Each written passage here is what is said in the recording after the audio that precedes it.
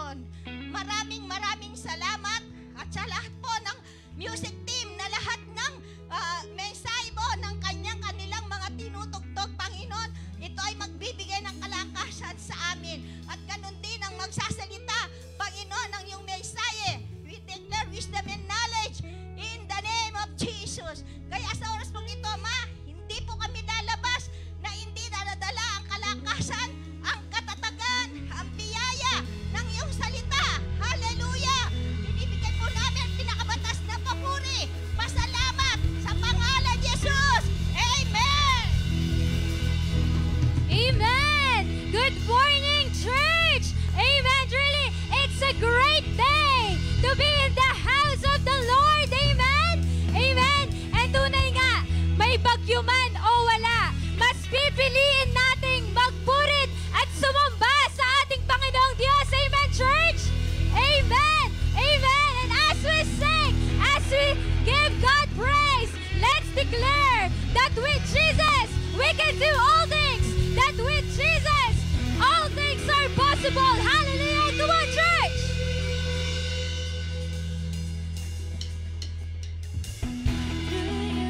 I can do anything. I can do all things. 'Cause it's you who gives me strength. Nothing is impossible through you. Blind eyes are open. Strongholds are broken. I am living by faith. Nothing is impossible. Hallelujah. Oh, nothing is impossible with you, God.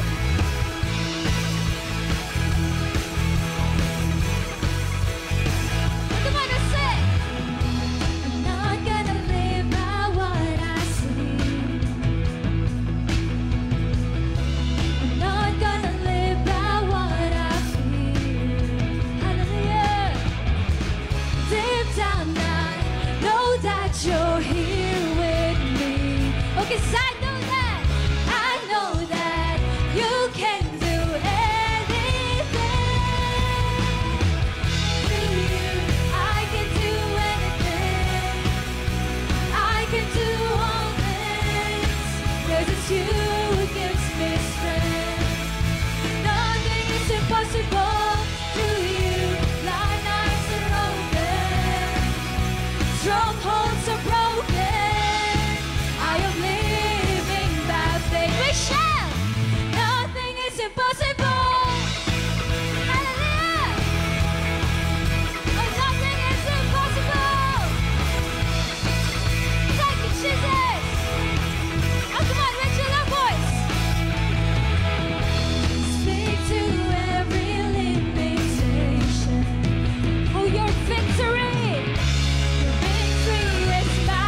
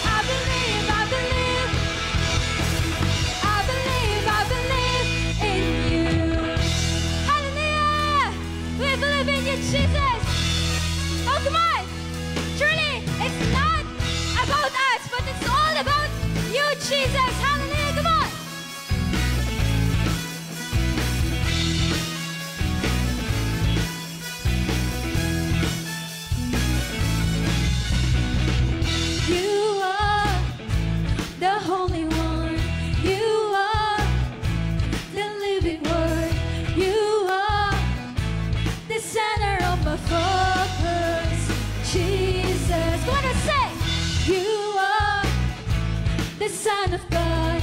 You are the solid rock. You are the center of my focus. Jesus, you're the lover of my soul, and I adore you only. It's all about you. It's all about you. It's all about you, Jesus. Oh, it's all about Him. It's all about you.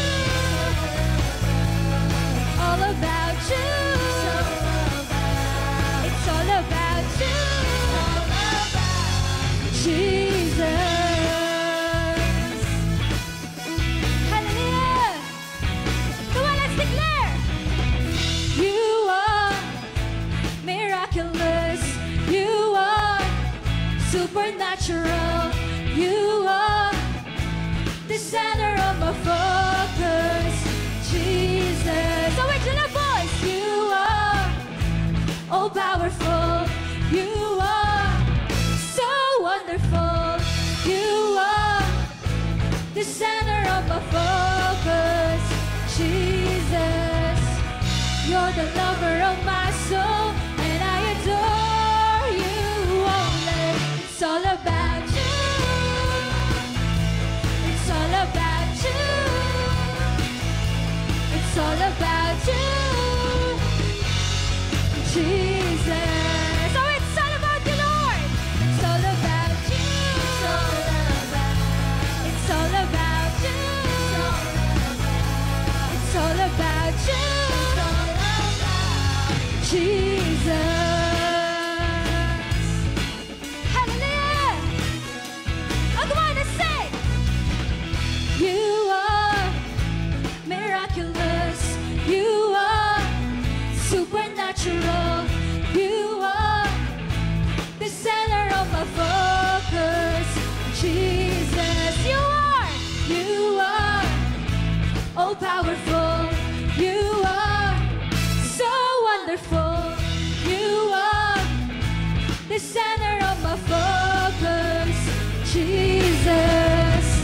You're the lover of my soul, and I adore you only. Come on, it's all about you. It's all about you. It's all about you, Jesus. Oh, it's all about you, Lord. It's all about you.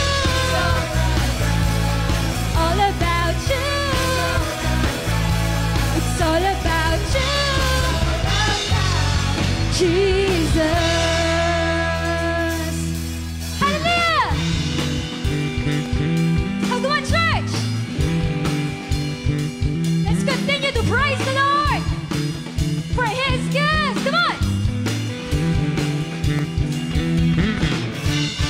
Nobody else. Nobody else. Nobody else. Because it's all about you. Hallelujah. Come on. Nobody else. Nobody else. Nobody else. Because it's all about you. Hallelujah. Nobody else. Oh, it's said. Nobody else.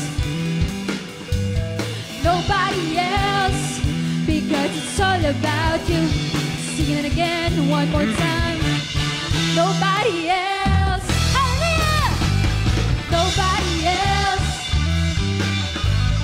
Nobody else.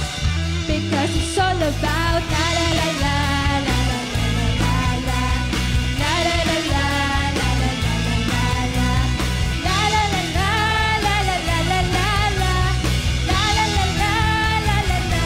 it's all about you. It's all about you. It's all about you, Jesus. With your love voice. It's all about you. It's all about you. It's all about you, Jesus.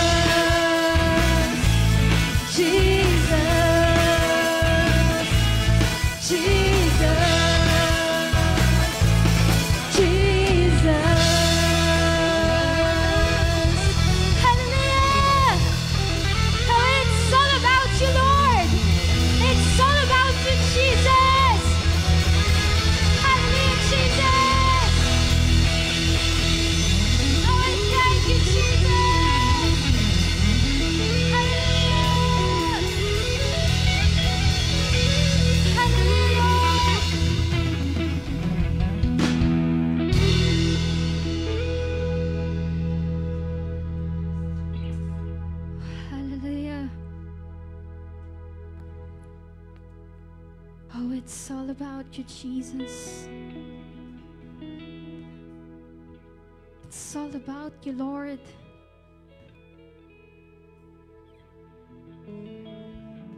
Hallelujah.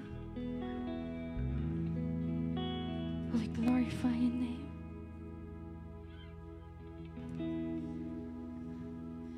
Oh, we bless your name, Jesus. We honor you. Come on, church. Be filled in the presence of God. Be filled. Hallelujah. Because truly in His presence, there is fullness of joy. There is fullness of peace. Oh, hallelujah.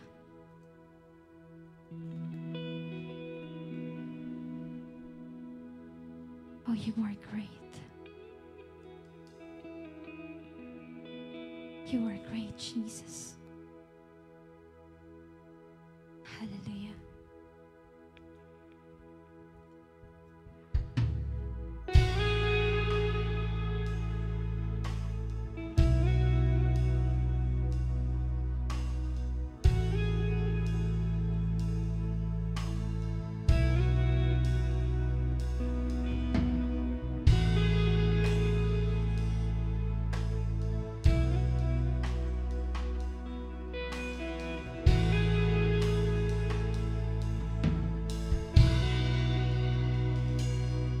Give me eyes to see more of who you are.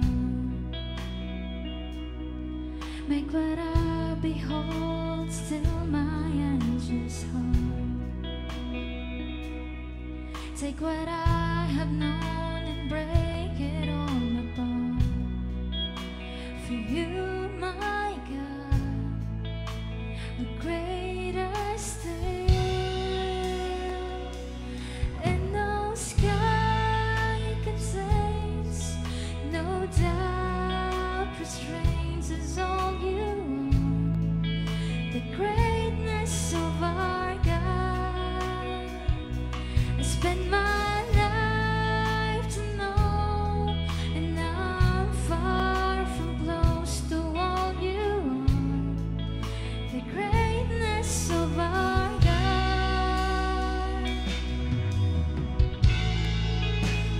Hallelujah. Glorify your name, Jesus.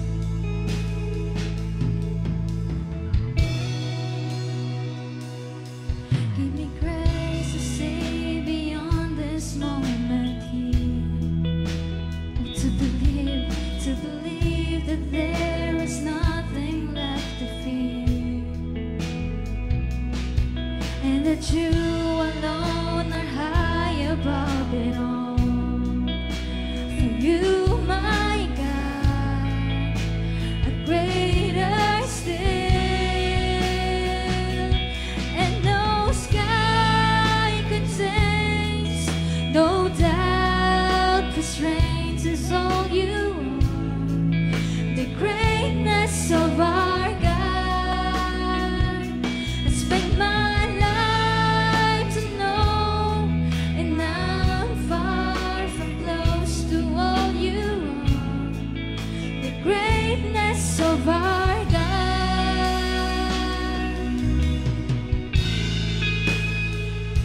Hallelujah. Oh, we bless your name, Jesus. Oh, come on, let's sing. Give me grace to see beyond this moment here. Oh, to believe that there is nothing left to fear. And that you alone are high above it all. For you, my God, are greater still. And no sky contains, no doubt restrains is all you are. The greatness of our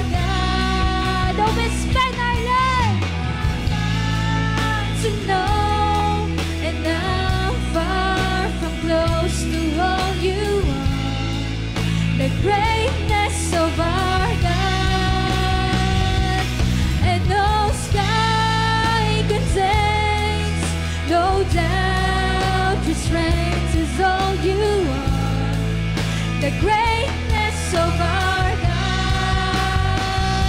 I spent my life to know, and now far from close to all you are, the greatness of our God. Hallelujah! Oh, come on, church! It's great! Amen! Hallelujah! There is nothing that could ever separate us, and there is nothing that could ever separate us from your love. No life, no death, of the science that leads to you, my God, are greater still. Come on, let's declare! And there is nothing that could ever separate us. There is nothing that could ever separate us from your love. No life, no death, of the science that leads to you, my God, are greater still. And no words can say, or a song convey all you are. The greatness of our God. With your loud voice, spend my life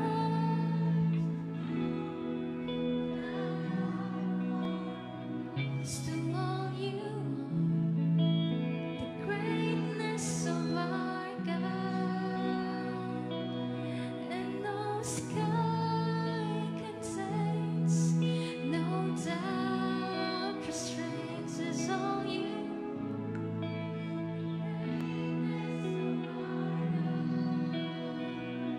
Spend my life to know, and I'm far from close to all you. Greatness of our God, and no sky contains, no doubt restrains is all you. The greatness of our God. I spend my life to know,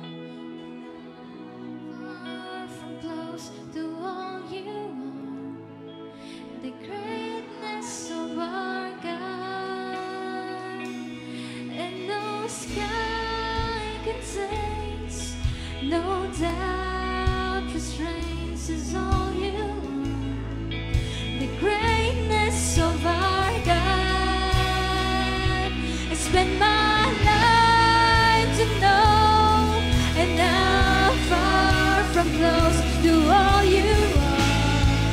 The greatness of our God. And no sky contains, no doubt restrains.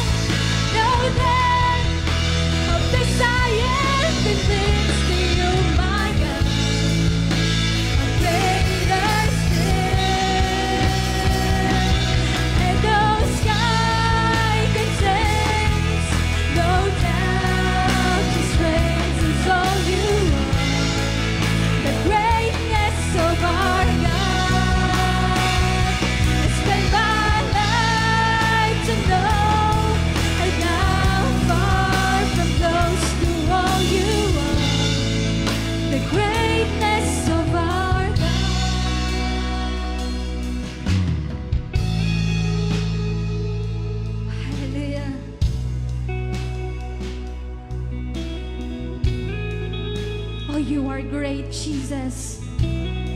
He is great. Amen. Hallelujah. That even in the middle of the storm, He is still great. He is still faithful in our lives. Hallelujah. Oh, we thank you, Jesus. Oh, we honor you, Lord God. Oh, we bless your name. Oh, come on, church. Ibigay natin ang pinakamainam na palakpak para sa Panginoon. Hallelujah! Tunay nga, Lord, na nararapat lamang, Panginoon, na ikaw ang mapurihan, ikaw ang masamba, Lord, sa Espiritu at katotohanan. In the name of Jesus. Hallelujah! We thank you, Lord. We love you. In Jesus' name. And everybody will say, Amen and Amen.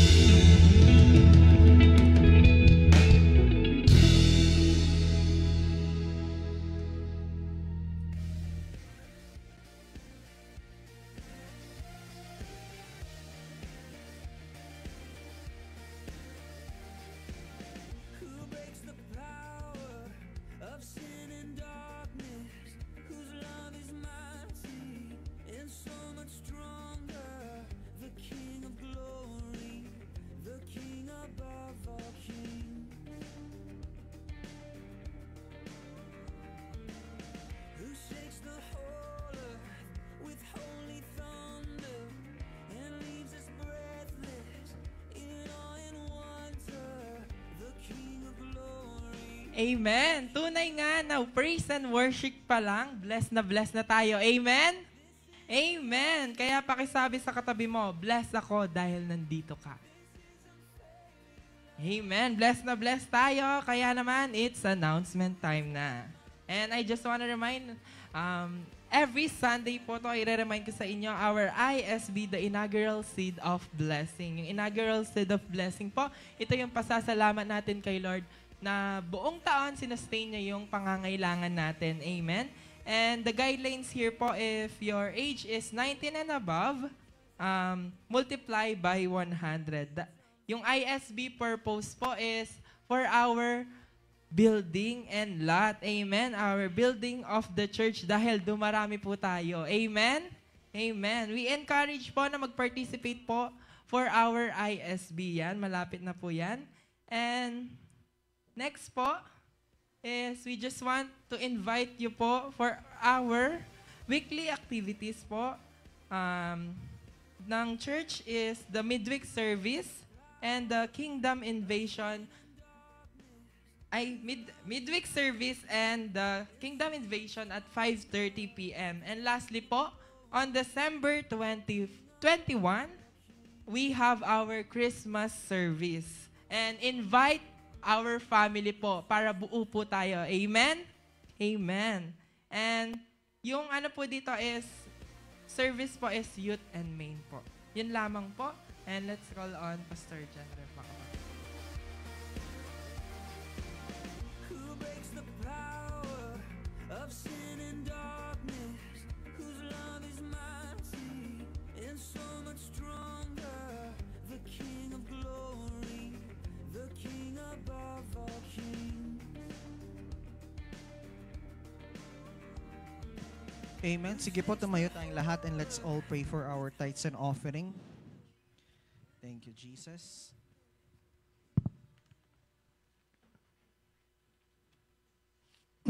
Let us all pray. Hallelujah. Father, in the name of Jesus, Lord, we thank you, God, for the blessings that we have received, Lord God. And as we give back what is yours, Lord God, we declare and we decree, Lord God, this will be used for the expansion of your kingdom, for the expansion of your gospel, Lord, for our love for the gospel. Lord, we thank you, God, for all the blessings that will come, siksik at ligat umaapaw, Panginoon. Maraming salamat. We thank you, we love you. In Jesus' name we pray. Amen and amen.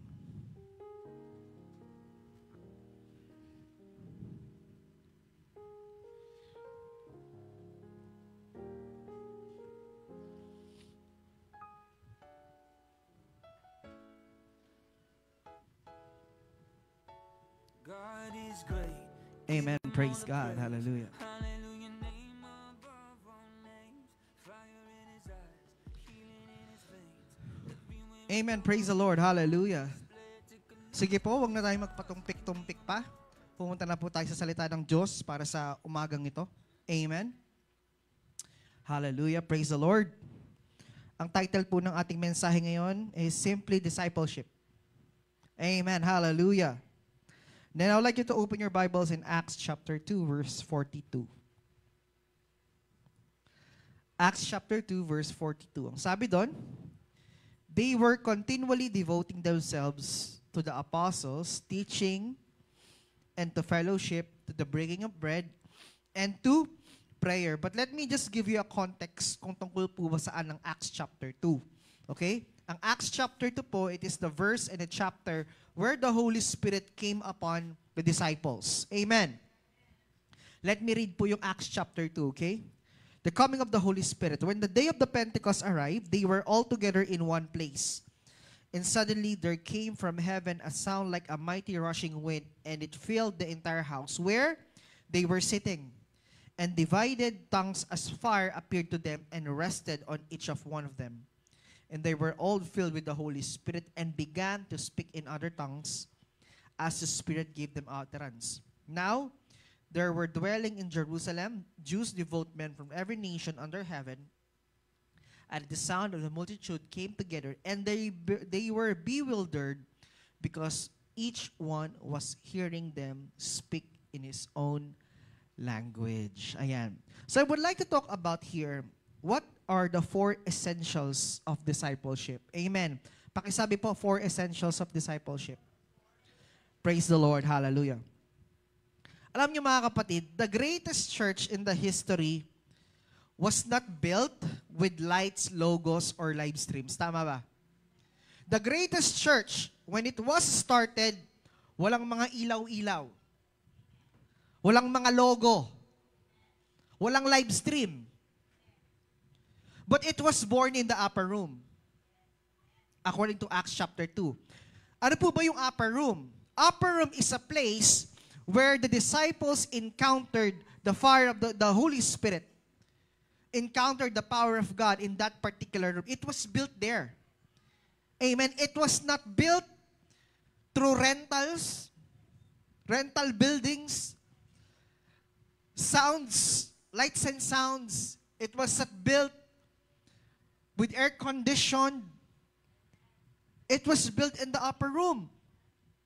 No? Kung makikita po natin dito in Acts chapter 2, the early church exploded on the scene, filled with the Holy Spirit, fearless in witness and fervent in worship. Alam niyo po, during that time, they don't have technology, but they had the power. They didn't have buildings, but they have boldness.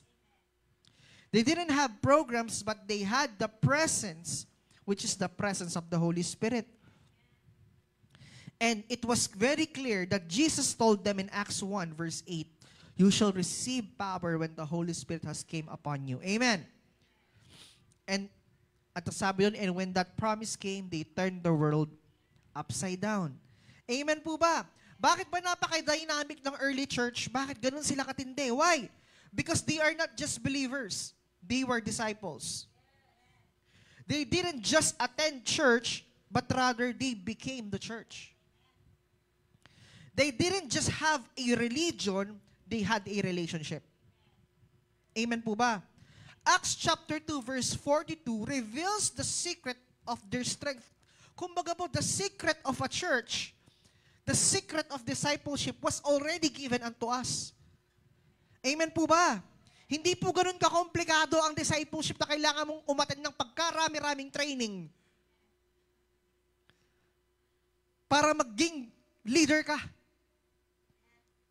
Wala naman leadership training 101. Tama? Hindi naman sila tinuruan mag-pray. Hello? Hindi sila tinuruan ng mga strategies paano humawak ng mic. Paano mag-public speaking. Anong meron sila? They just have the Holy Spirit. As simple as that. Amen? Anong sabi ng Acts 1:8? You shall receive power. That's the only thing that they need. Power. When the Holy Spirit came upon you. Kayo ba'y nandyan pa mga kapatid? So when we talk about essentials in discipleship, it's about devotion. Iba si the world devotion. Now, if we don't devote ourselves to God, how can we disciple? Mga kapatid, nakikinig po ba tayo? Kung hindi natin i-devote ang sarili natin sa Diyos, paano tayo magmamature? Paano tayo lalago sa pananampalataya if we will not devote ourselves? Kapatid, and I'm telling you this, and I'm telling you, and I'm telling you, there is no shortcut to maturity. Hindi mo makukuha ang maturity by just attending this service. Maski makata 1,000 beses kapag mangrus ka patag, kaya ka mag-mature. Kahit kumpletuhin mo yung rosaryo kapatid, you will not mature. Unless you devote yourselves to God. Amen. Mahirap kapatid kasi ginagawa mo yung bagay di mo naiintindihan. Ale. Why? Ang sabi dito, hindi lang basta meron silang paniniwala. They have relationship. Amen. Di po ako galit, no? Pastor Jing na naman yung mag-preach. Ma-real talk na ako na naman kanini. Para sa mga kabataan eh. Kapag ako nagpipreach, ayuko silang lahat eh. Bakit po? Real talk tayo. Amen. Aroy, pastor, mga tura na ako na naman kanini. Ako na naman kanya ni Punteriana. Hallelujah. Now, there are 4 essentials for effective discipleship. You just only have study this 4. 4 lang. Essentials, ha? Actually, marami yan. Pero kapag sinabing essential, the most important. Okay? Let's start with number 1. 1 is outreach. A life that witnesses for Christ. Buhay na nag-witness para sa Diyos. Ang sabi dito, when the Holy Spirit came at the day of the Pentecost, ordinary fishermen became an extraordinary witnesses. Okay?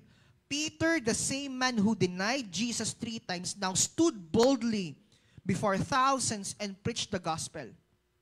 What changed him? It's the Holy Spirit. Transform him from fear to fire. Can you hear an amen?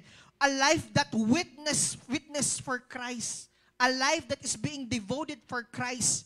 Amen po ba? Ang evangelism po, hindi po siya program. It's a passion. When we talk about discipleship or evangelism, hindi po kailangan programa. May programa ang church. It's a passion that we do. Amen po ba? It's what happens when Jesus becomes too exciting to keep to yourself. So sobrang excited mong i-deliver, hindi mo pwedeng sarilinin mo lang. Gusto mo, pinapamalita mo. Di ba pag excited kang ipamalita yung chismis, di mo pa kayang pigilan yung bibig mo? Am I telling you? Tama ba? Am I right? Pag meron ka nabalitaan na chismis, di mapakali yung bibig mo? Simula doon sa unang kanto, hanggang sa huling bahay, willing mong puntahan lahat para lang ibalita yung chismis. Tama ba? It is the same thing. Why? Because you are so passionate doon sa chismis na yun. It sounds funny, but it's true. Nakakatawa siyang pakinggan, pero totoo nangyayari.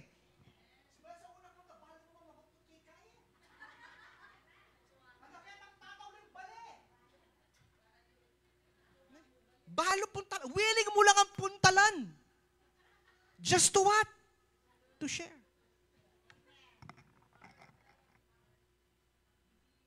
Sana po ganun din tayo pag sineshare natin si Jesus. Hindi natin kayang kontrolin yung sarili natin, ipamalita yung ebanghelyo ng Diyos. Because this is what they have received. Nung natanggap nila ang Holy Spirit, they are too excited to share the gospel. Hindi nila kaya pigilan yung mga bibig nila para ikwento, ipamalita ang magandang balita na ginawa ng ating Panginoong Jesus. Amen po ba? If Christ is alive in you, you can't be silent. Ooh. Kung buhay si Jesus sa'yo, hindi ka pwedeng nananahimik lang. Pangwentume. Amen. Kayo ba'y nandyan pa? Hindi siya kamukha ng chismis, yung chismis na mamatay. Tama po ba? Gossip dies, di ba? Ngayon pag-uusapan. Tapos unti-unti mamamatay, di wala nang issue. Naghanap ka na naman ng bagong issue. But if Christ is alive in you, you can never be silent. Hindi ka pwedeng hindi pamamalita, hindi pwedeng hindi mo siya share. Oh, wait lang. Nauhuli tayo sa mismong mga salita, amen kayo ng amen. O bakit di ka nag-attend ng RRF?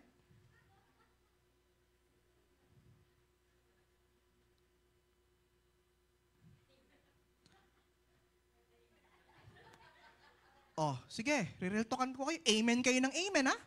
O ba't pag-RRF, wala ka? Kala ka bang excited kang ipakwento si Jesus? Ba't pag-RRF, hindi ka dumarating? Excited ka palang ikwento si Jesus, bakit hindi ka nag-i-invite sa Sunday service? Shh. Ouch.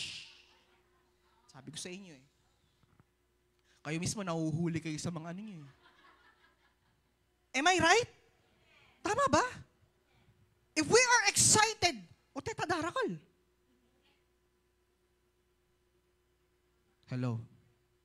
Why? Kasi na-practice tayo ng evangelism, mahirap. No! Evangelism is your passion to share the word.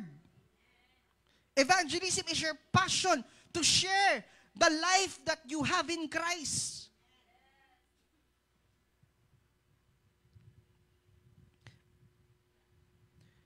The early believers didn't need to evangelize. Di sila kailangan sabihan para mag-evangelize. Uy, mag-invite. Di sila kailangan sabihin, uy, mag-invite kayo na eh.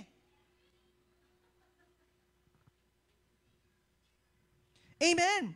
They were so overwhelmed by God's Spirit that their joy overflowed into witness. Hindi nila mapigilan. Yung sobrang passion na even yung mga buhay nila ay nakataya na para lang sa ebanghelyo ng Diyos, they are still willing to do it. Why? Because they are so excited. Amen po ba? Ririltokan kita kapatid, a silent Christian is an ineffective Christian. Yung Kristiyanong nananahimik ay ineffective na Kristiyano. Yung Kristiyanong hindi marunong magsalita, ineffective. At madalas yung mga tahimik, sila yung undap-undap ang attendance sa Sunday service. Chung, chung, chung, chung, chung. At ang nakakatakot doon, kapatid, your spiritual life is not stable. Alam mo bakit undap-undap? Pit, pit, pit. Di ba ganun yung mga nagpi-50-50? Pip, pip, pip. Oh, how sure are you? Bukas titibok pa yan.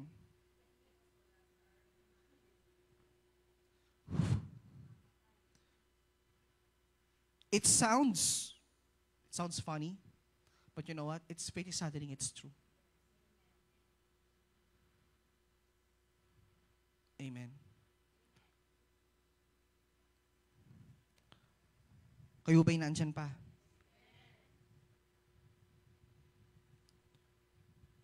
Sabi dito, when the fire of God burns within your mouth, it becomes His megaphone. Alam niyo po yung dudugtungan ko yung Acts chapter 2 verse 41. In Acts chapter 2 verse 41 tells that about 3,000 were added to their number that day. In just a single moment, in a single event, 3,000 people became God's follower. Alam niyo po, notice that they didn't come because of a campaign. They came because of a contagious faith. Mga kapatid, when was the last time that you were excited about Jesus that you couldn't keep it to yourself? Amen po ba? Alam niyo po, a true disciple doesn't just carry the gospel, he becomes the gospel. Kaya nga nasabi kanina, devote yourself to God. Amen. Amen po ba? Devote. Ipakasabi sa tabi mo, devotion. Devotion. Pakisabi sa tabi mo, devotion. If you are so devoted to your job, kapatid, kahit may sakit ka, papasok ka eh. Kasi ayaw mo makaltasan. Tama? You're so devoted kahit umuulan ako, sobrang amazed sa mga riders, yung mga nagpo-food panda, yung mga nag-grab. Walang ulan-ulan sa mga yan. Why? This because they're so devoted into their job that they're willing to sacrifice even their physical health just to provide for their families. That's what we call devotion. We talk about devotion. You are willingly sacrifice something for the Lord. At sa ayon sa gusto mo, kapatid, when we follow Christ, our lives will never be the same again. Oops, wag niyong masyadong magpakaano doon. Baka akala niyo puro positibo lang. Kapatid, kasama sakripisyo doon. Naalala niyo yung sinabi ni Pastor Ian and Pastor Lito? They talk about, both of them talk about sacrifice. Amen? That your time will now be limited. There will be wala nang masyadong enough na oras para sa sarili mo. And because you devote yourself to God. Amen. Sometimes, yung time na kailangan mong ipapahinga mo na lang sa bahay, you're willingly to do what? RRFs. Just for the people to be able to what? To know and receive the word of the Lord. Amen? Yung tulog mo na lang. Gagamitin mo pa yon para lang sa salita ng Diyos. Amen. At kung hindi ka willing gawin yung mga bagay na yun, kapatid, and I'm telling you this, hindi ka pwede maging disciple.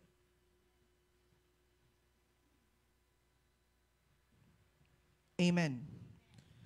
Kaya nga, anong sabi ng 2 Corinthians 5:17? If any is a new creation, the old has passed away, the new has come. Kailangan mamatay yung dati mong ginagawa, kapatid. Kapag namatay ang dating ikaw, pati yung mga ginagawa mo, mamamatay din. Hello? Hello? Ibig sabihin na matay yung mga dati mong kailangan mong iwan, kailangan mong baguhin yung pag-iisip mo. You need to change you need to change your lifestyle. You cannot follow God and doing the same thing that you're doing from the past. You cannot do it. Kayo ba'y nandyan pa? Di po ako galit, no? Nag-share lang po ako. That's number 1, outreach. Number 2, growing in the Word. Growing in the Word. A life that thinks like Christ. The second essential is the Word of God. Acts 2, verse 42 says, they devoted themselves to the apostles' teaching. Discipleship begins when the Word moves from the page to your personality. Yung salita ng Diyos na nakasulat, lilipat sa buhay mo. Amen po ba? Ang discipleship nagsisimula kapag yung salita na binabasa mo ay napunta sa buhay mo. Hindi ibig sabihin, leader mo si ganito, disciple ka na. Hindi. Alam mo ano yung tawag sa'yo? Nag-a-attend ka lang. Ouch.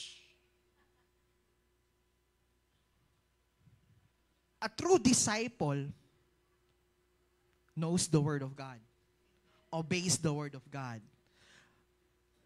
Transferring what is written to real life.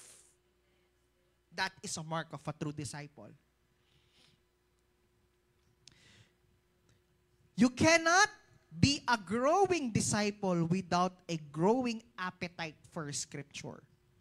Hindi ka magmamature or lalago bilang isang disipulo if you don't have an appetite. Ibig sabihin ng appetite, gana sa salita ng Diyos.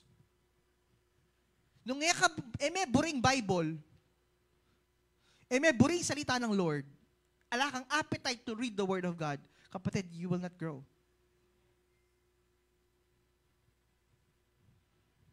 Kapatid, di kami motivational speaker.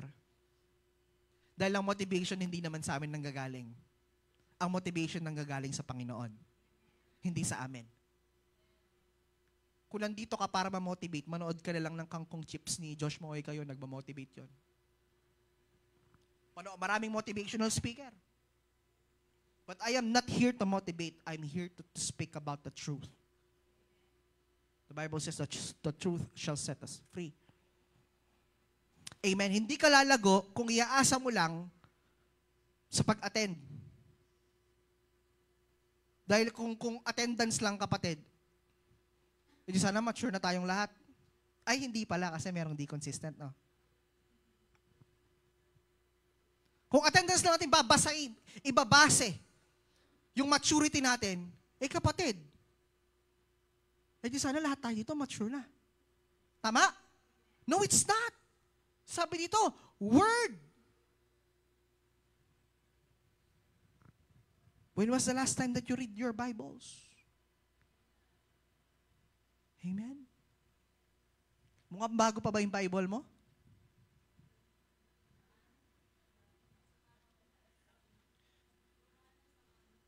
Yung NIV na Bible, yung ano? ESV ko na Bible, yung maliit, di ko makita kung nasan hindi ko alam saan nilagay.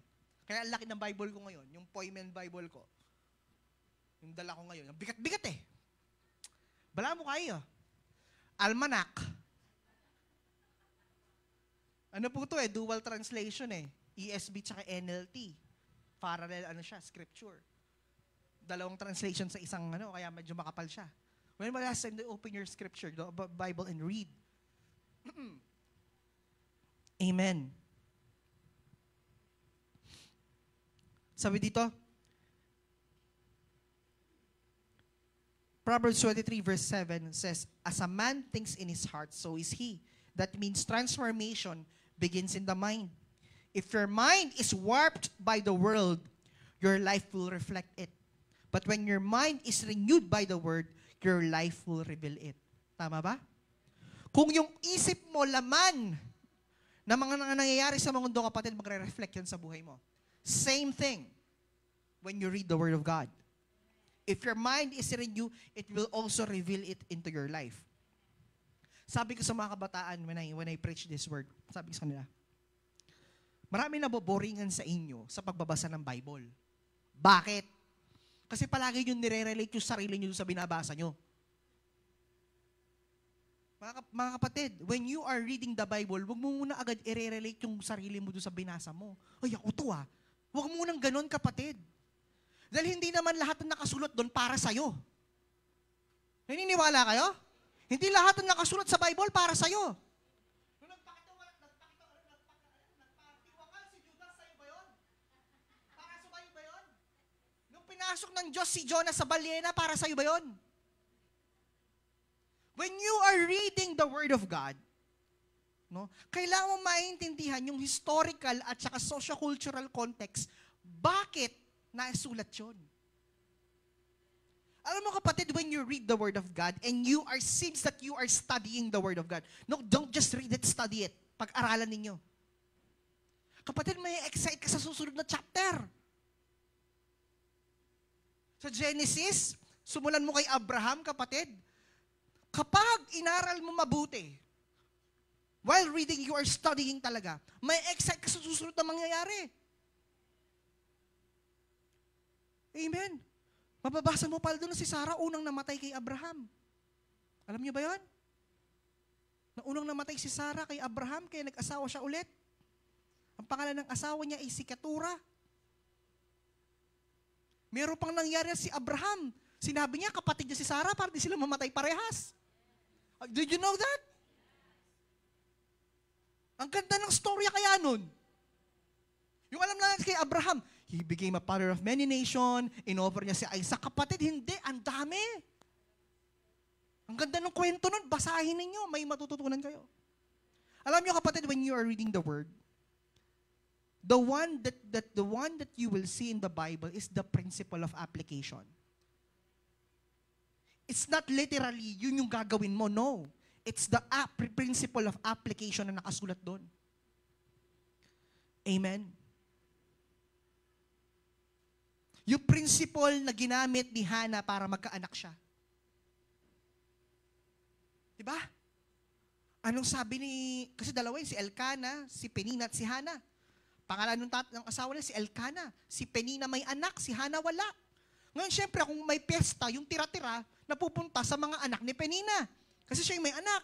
Nasasaktan si Hannah kasi wala siyang anak. Anong ginawa niya? Humarap siya sa Panginoon. Mintay kin templo. Sa sobrang devoted niya sa kanyang panalangin na pagkamalan pa siyang lasing nung high priest. Anong sabi ni Hannah? Lord, dyan mo kumunganak biyay kaya ka.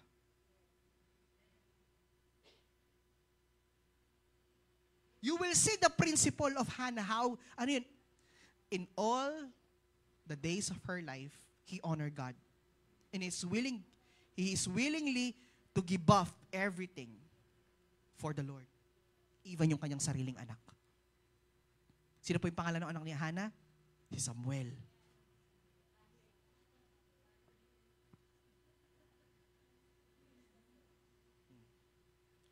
Samuel became the high priest, hindi yung mga anak ni Eli. Bakit? Kasi masyaslabuntok ulit ang duwa ng anak Eli. Alam mo yung ginagawa nila? Yung pagkain ng templo, kinukuha nila. Hallelujah. Yung para sa church, kinukuha nila. Balo yun ang sabi ng Lord, Mateo sabi. Yes! Basahin niyo yung Bible. Anong parusahan ng dalawa? Mateo sabi. Alam mo ba, may talaking war. May talaking sabi. May talaking digmaan. Ako po sasabi ng Mateo sabi. What I'm trying to say is this. No? It's the principle of the word. Kaya nga sabi ko, basahin niyo yung mga kwento, yung Bible stories, ang dami yung matututunan. You will enjoy reading the word. Amen. Kung gusto mo magbasa ng principle ng love story sa Bible, yung process of waiting, basahin mo yung story ni Jacob. Gano'n niya kamahal yung asawa niya. Naghintay siya ng ilan? Ilang years? 14 years. Amen. Bakit? Kasi burati niya si Jacob, anak ni Isaac, yung leg puller. No? Meron siyang gustong babae, pangalan Rachel. Ang sabi ni Bawe, pangalan kasi nung dito niya, si Bawe. Ang pangalan dito, si Laban. Sabi ni Laban, if you want Rachel, serve me 7 years. What Jacob did, he served 7 years for Rachel. Kaya lang, may budulya. Ang rule kasi nun, ang panganay ang unang binibigay. Hindi niya nakuha si Rachel. Ang binigay sa kanya si Leah. Okay? So since kaluguran niya talaga yung Rachel, if you still love Rachel, you should serve another 7 years. Check this out. 14 years yung pinanaya ng Jacob. For whom? For Rachel. 14 years. The love story na, grabe pagmamahal yun. 14 na taon. Paninilbihan. At dun naman sa lahi ni Rachel, dun nanggaling si Joseph at si Benjamin. Alam nyo ba yung kwento na yun?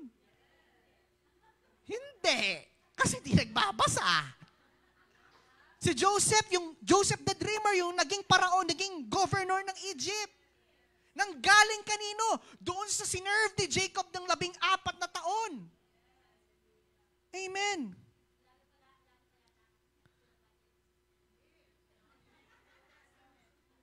Hallelujah. Ang ganda ng mga kwento. Ang ganda. Amen. Pag ako yung nagkakwento sa inyo, na-excite ako eh. Amen. Joseph. And because of that, when Joseph became the governor of Egypt, binigay ang city of Goshen sa mga Israelita to stay. Kaya po na-stuck ang mga Israelita sa Egypt. At nung nagkaroon ng mga bagong Pharaoh, naging masamang Pharaoh. Kaya po ring Israelita, niresla kayong Egypt, pauli ng Joseph. Alam mo ba yon? At dun papasok ang kwento nino ni Moses. Hallelujah. Diba? Saan tayo nagsimula? Kay Jacob. Mirasta kang Moses. That's how the Word of God exciting. Amen. Hallelujah. The Word of God doesn't just inform us, but it transforms us. Amen. Romans 12 verse 2 says, be transformed by the renewing of your mind. Alam mo kapatid, it brainwashes you from the lies of the enemy and reprograms you with the truth of heaven. If you want to change what you do, change how you think about what you do.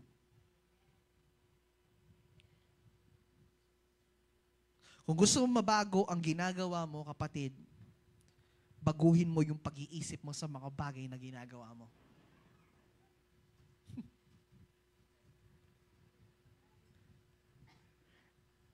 Every time you open your Bible, the Holy Spirit is ready to teach you.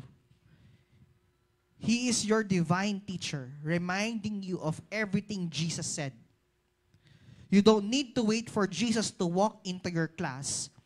He already lives in your heart. When the Word of God comes alive in you, you won't just quote Scripture. You live Scripture. Amen. And when people see you, they'll say, I see Jesus in you. Kayo ba'y nandyan pa? Number 3, life-changing fellowship. A life that shares like Christ. Amen. Third essentials of discipleship is fellowship. Amen. Acts chapter 2 verse 42 says, devoted themselves to the fellowship.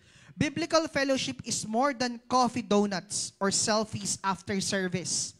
It's a life sharing, not just meal sharing. Amen. You can grow to full maturity in isolation. A coal removed from the fire grows cold. Kapatid, it's so important that we have this fellowship. Shares what? The life that we have in Christ. Kapatid, gaano kahalaga sa discipleship yung may nakakasama ka? Kung nanlalamig nga daw yung uling, alisin kung yung uling, hiwalayin mo siya doon sa nagbabaga, malamig. But if you want it to experience it, kailangan mo siyang ihalo doon sa nagbabaga. Kayo ba'y nandyan pa? Kayo ba'y nandyan pa?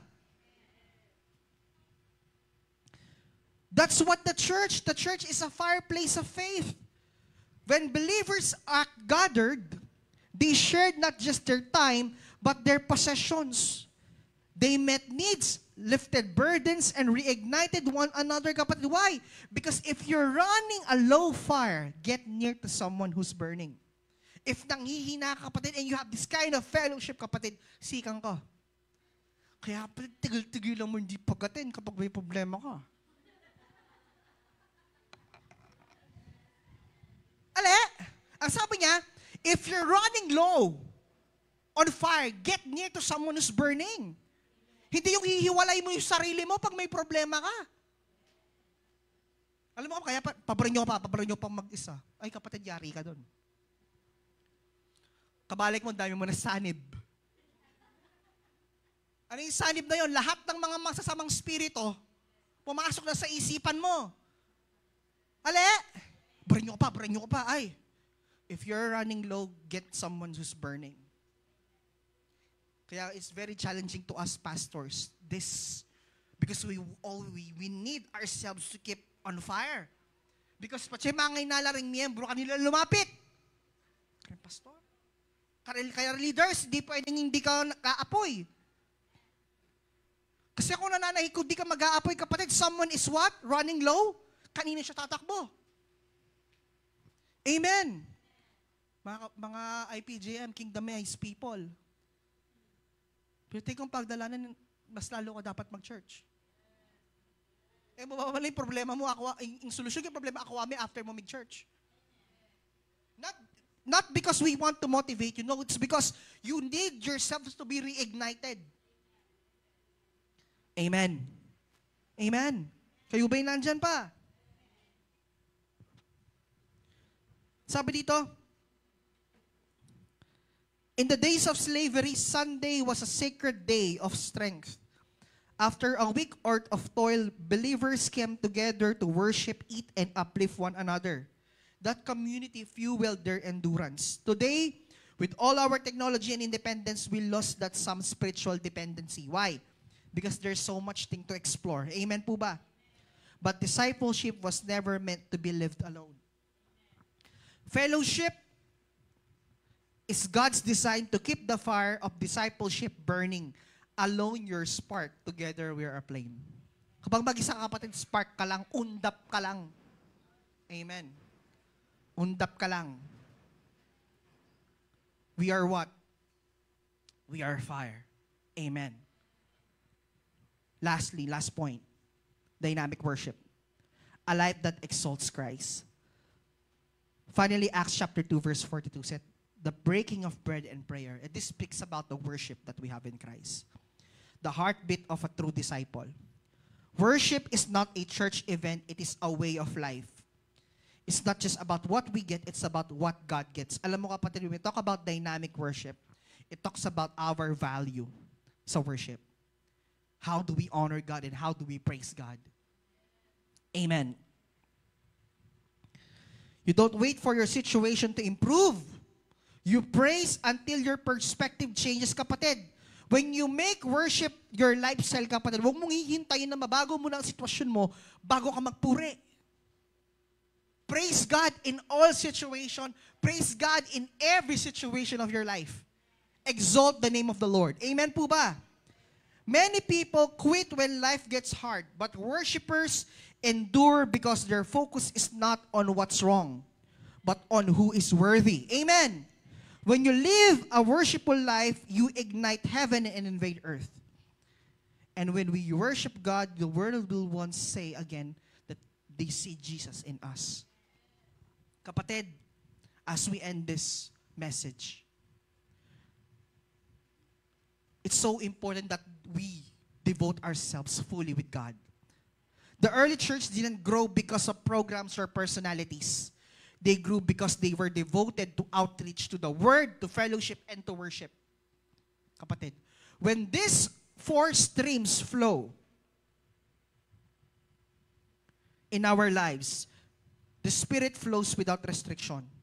Kapatid, let us commit ourselves to these four essentials: to witness boldly, to grow deeply, to walk closely, and to worship passionately.